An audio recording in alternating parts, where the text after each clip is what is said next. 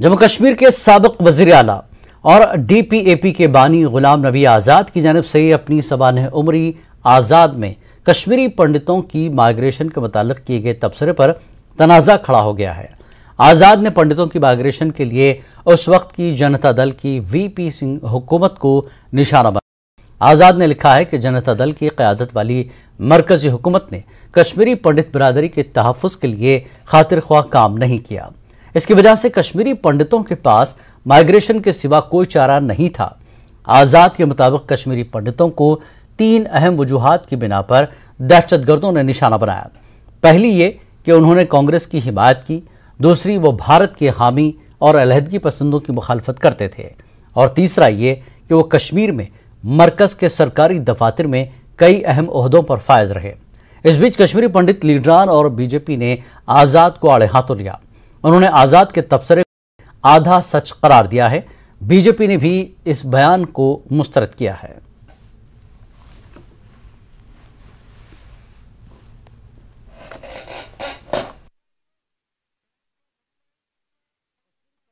के convener doctor अग्नि शेखर ने वादी कश्मीर से कश्मीरी पंडितों की माइग्रेशन पर गुलाम नबी आज़ाद के इजहार ख्याल पर सख्त रद्दमल का इजहार किया।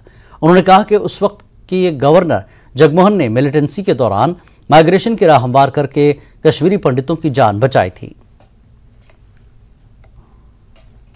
पहली प्रतिक्रिया यह है कि गुलाम नबी आज़ाद एक संजीदा नेता हैं, में से पार्लियामेंट से लेकर के हमारे चीफ मिनिस्टर भी रह चुके हैं। उनके कई बयान मैंने सुने भी हैं, फॉलो भी किए हैं। उन्होंने अगर ऐसा कहा है तो ये अफसोसनाक है, और इसे ऐसा कहने का कि वो कांग्रेसी थे अधिकांश और इसलिए निकाले गए या जो भी आपने दूसरे कारण बताया, क्योंकि मैंने किताब अभी पढ़ी नहीं, अभी कल ही वो रिलीज हुई है, मैंने ऑर्डर किया है।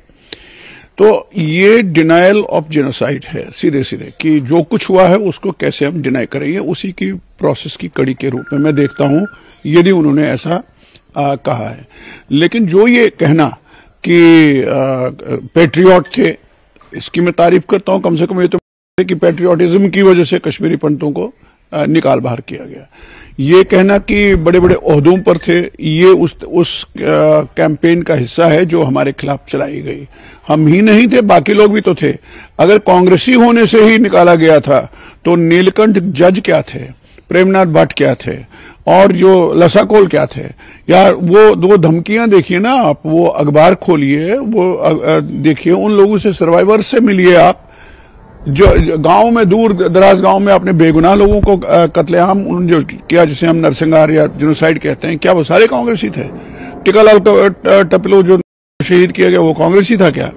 कितने नाम हम गिना सकते हैं? सर्वानंद कुल प्रेमी एक पोएट था, वो कांग्रेसी था क्या?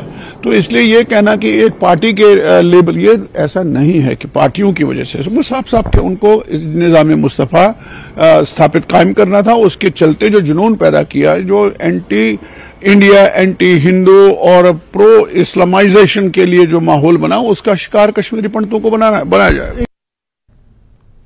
90 की दहाई में मिलिटेंसी की वजह से कश्मीरी पंडितों की माइग्रेशन के हवाले से गुलाम नबी आज़ाद के तबसरे पर पनून कश्मीर ने सख्त रद्दमल का इजहार किया। पनून कश्मीर के कन्वीनर अजय चरंगू ने इस बयान पर रद्दमल जाहिर करते हुए कहा कि हुकूमत ने पंडितों को कश्मीर से बाहर ले जाने के लिए पब्लिक ट्रांसपोर्ट का इंतजाम किया था। ये एक सरीह झूठ है। आपसे ये जानना चाहेंगे, जैसे गुलाम नबी आज़ाद ने जिस तरह से अपनी किताब में जिक्र किया है कि जब पलायन हुआ था तब सरकार ने वो सब कदम नहीं उठाए जो उठाने चाहिए थे ताकि कश्मीरी पंडित कश्मीर में ही उन्हें रिहेबिलिटेट किया जाए। कैसे देखते? मैंने किताब पढ़ी नहीं है, उन्होंने कहा क्या है वो मुझे मालूम नहीं, लेकिन अगर वो ये बात भी जो आपने कही वो बोल रहे हैं तो वो ये मान रहे हैं कि गवर्नमेंट का एक बहुत बड़ा फेलियर रहा है। उन चैलेंजेस को अंडरस्टैंड करने का, जो चैलेंजेस वहां के हिंदू के समाज के साथ थी और उनके साथ जो घटनाएं घटी, उनको रोकने के लिए भी सरकार की एक विफलता रही है। तो अगर इस दृष्टिकोण से उन्होंने बात की है कि ये किसी हद तक सही भी है, क्योंकि सिर्फ आतंकवाद का हमला ही नहीं था, गवर्नमेंट का फेलियर भी, इन दोनों चीजों ने परिस्थिति को ऐसे सामने लाया कि हिंदुओं को वहां से निकलना पड़ा। तो उनका ये भी कहना है कि उस वक्त जब जगमोहन थे गवर्नर, और उन्होंने ये भी कि जब वहां पर मारधाड़ हुई तो कश्मीरी पंडितों के लिए पब्लिक ट्रांसपोर्ट अरेंज किया गया। ये वही एक वजह रही कि कश्मीरी पंडित अब वापस जा ही नहीं सकते। अब इससे बड़ा झूठ क्या हो सकता है?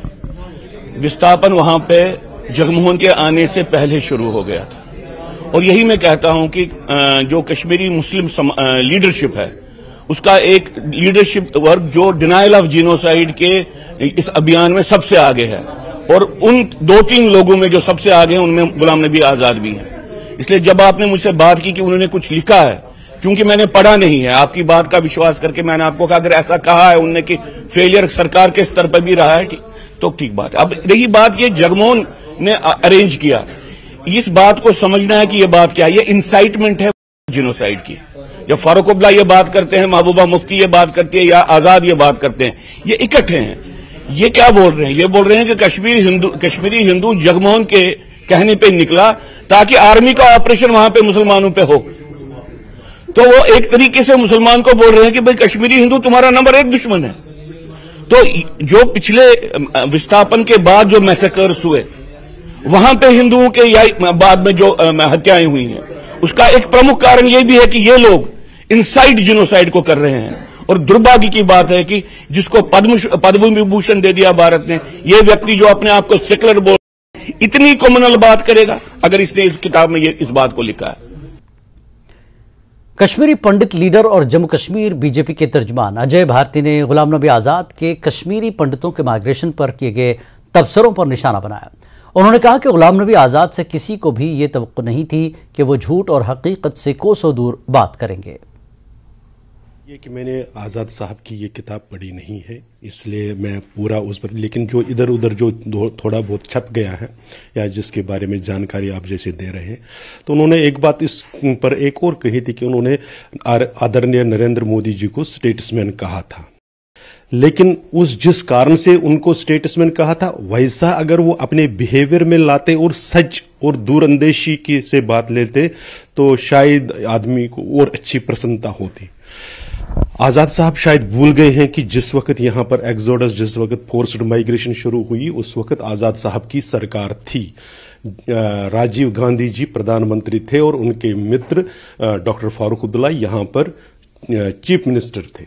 जिस वक्त नीलकंठ गंजू जी की, जिस वक्त टिकलाल जी टेपलू की, जिस वक्त हत्याएं हुई और जिस वक्त माइनॉरिटी गवर्नमेंट के घरों पर पथराव हुआ था, जब चुनाव हुआ पार्लियामेंट, जिस वक्त पोलिंग बूथों के सामने ताबूत रखे गए, उस वक्त आजाद साहब सरकार में थे और उनकी सरकार चल रही थी। उनकी नीतियों के कारण, उनकी पॉलिसीज के कारण हमको निकलना पड़ा।